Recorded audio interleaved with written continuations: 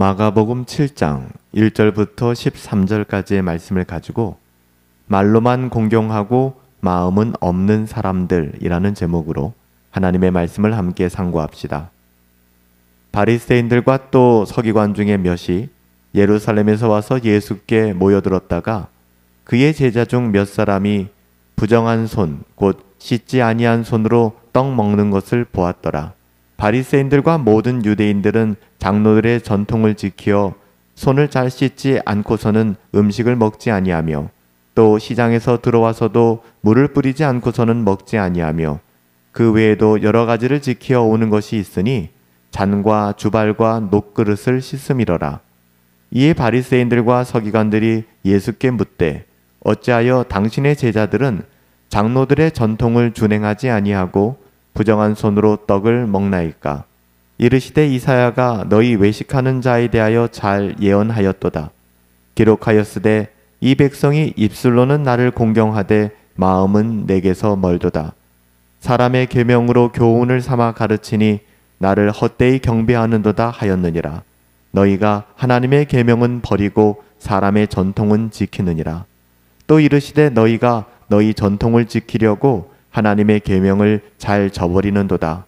모세는 내 부모를 공경하라 하고 또 아버지나 어머니를 모욕하는 자는 죽임을 당하리라 하였거늘 너희는 이르되 사람이 아버지에게나 어머니에게나 말하기를 내가 드려 유익하게 할 것이 고르반 곧 하나님께 드림이 되었다라고 하기만 하면 그만이라 하고 자기 아버지나 어머니에게 다시 아무것도 하여 드리기를 허락하지 아니하여 너희가 전한 전통으로 하나님의 말씀을 폐하여 또 이같이 일을 많이 행하였느니라 하시고 신앙생활이 오래될수록 위험이 찾아오는 것 같습니다. 은혜를 당연히 여기며 은혜에서 멀어지기 때문이죠.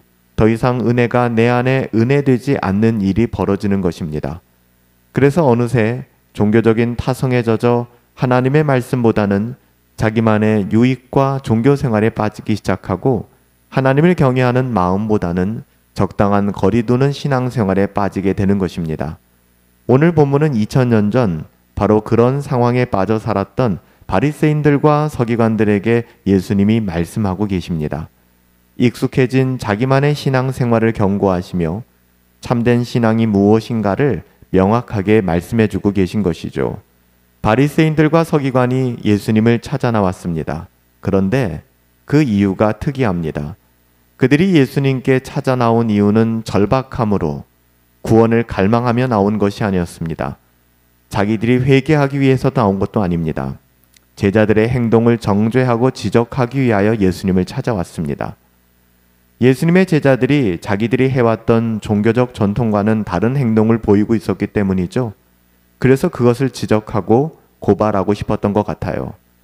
특별히 제자들은 전통적인 손 씻는 규례를 지키지 않았습니다. 이것을 문제 삼았어요.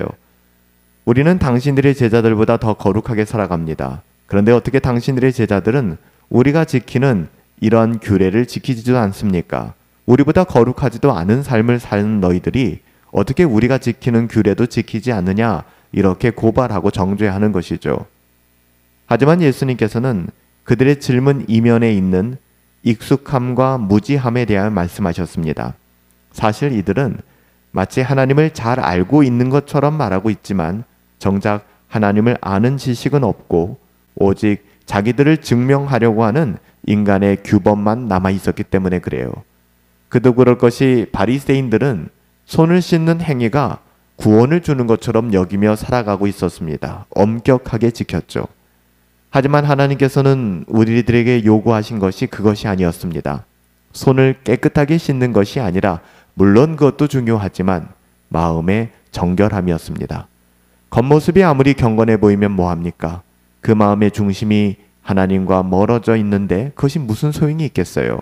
우리가 익숙히 보고 듣듯이 신앙의 오래됨이 반드시 신앙의 진실함을 보장하는 것은 아닙니다. 서기관과 바리새인들은 예수를 안다라고 말했을지 모르지만 실제로는 예수님이 메시아이심을 알아보지 못할 만큼 그들의 마음은 둔해져 있었습니다. 어떻게 보면 종교적인 익숙함이 그들의 눈을 멀게 만든 것이죠. 바리새인들은 예수님을 찾아와 어찌하여 장로들의 전통을 따르지 않느냐? 예수님께 이렇게 물었습니다. 예수님은 그들의 외식을 책망하시며 이사야의 말씀을 인용하여 말씀하셨죠. 이 백성이 입술로는 나를 공경하되 마음은 내게서 멀도다. 그들은 하나님을 말하지만 실제로는 하나님이 주신 계명보다 장로들의 규례, 곧 인간들의 가르침을 더 소중히 여기고 있었던 것입니다. 그들의 전통은 하나님의 말씀을 대신하는 자리로 올라갔고 결국 말씀의 권위를 가리는 우상이 되어버리고 말았어요. 예수님께서는 이런 그들의 불신앙이 은혜의 역사를 막고 있다는 사실을 알려주셨습니다. 그들이 붙잡고 있는 것은 생명을 주시는 하나님의 말씀이 아니라 스스로 만들어낸 종교적 안정장치였다는 것이죠. 하나님은 인간이 만든 제도나 전통을 통해 역사하시는 분이 아니세요. 말씀을 믿고 순종하는 자의 심령을 통해 역사하시는 분이시죠. 예수님께서는 이들의 외식을 향하여 깊이 탄식하셨습니다. 그들은 심지어 고르반, 이 고르반이라는 뜻은 하나님께 드렸다라는 것이거든요. 이 고르반, 하나님께 드렸다라는 명목 아래, 이 전통 아래, 이 전통을 핑계 삼아서 하나님께서 주신 부모 공경의 계명을 어기고 있었다는 것입니다. 쉽게 이야기하면 하나님의 말씀까지도 이 세상에서의 자기들의 유익과 만족을 위해 임의대로 재해석하며 살아갔다는 거예요. 경건의 모양은 있지만 경건의 능력이 있을 수가 없는 것이죠. 말씀을 있는 그대로 그리고 하나님의 뜻대로 듣는 것이 아니라 말씀조차도 자신을 위한 도구로 활용하고 있었다는 것입니다. 바리새인들의 태도가 그랬다는 거예요. 이처럼 하나님의 뜻보다 인간적인 해석이 우위에 서게 되면 어떤 일이 일어납니까? 말씀의 능력이 막히고 하나님의 뜻은 희미해지며 신앙은 종교적인 형식만 남게 될 것입니다. 예수님께서는 이런 신앙을 향해 너희가 하나님의 말씀을 폐하는도다, 하나님의 말씀을 무너뜨리는도다 이렇게 단호히 경고하셨습니다. 주님은 여기서 단순한 종교적인 규례의 문제만을 이야기하는 것이 아니에요. 이러한 불신앙이 하나님의 은혜를 가리는 영적인 붕괴의 원인임을 밝히 말씀해주고 계신 것입니다. 신앙은 단지 어떤 지식을 아는 것이 아니라 하나님의 말씀을 믿음으로 받아들이고 삶에 적용하며 살아내는 것입니다. 그런데 이런 믿음이 없다면 말씀은 여전히 하나님의 진리이지만 그 능력은 우리의 삶과 인격 안에서 드러날 수 없게 될 것입니다. 바리새인들은 종교인으로서 자신이 하나님을 가장 잘 알고 경건한 생활을 하고 있다라고 생각했습니다. 하지만 하나님은 지식적으로 탁월하게 아는 자가 아니라 믿음으로 말씀을 받아들이고 순전하게 그 열매를 보이며 살아가는 자를 찾고 계십니다. 하나님은 그러세요. 경건의 모양 중요하지만 그것은 본질이 아니라는 거예요.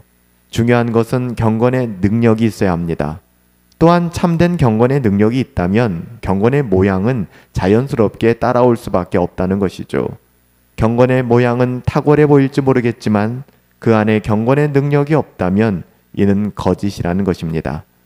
신앙의 위기는 진리를 알지 못해서가 아니에요. 복음의 본질을 놓치고 부수적으로 만들어낸 인간의 규례와 전통, 그 익숙함이 복음의 본질을 가리워버릴 때 찾아오는 것입니다.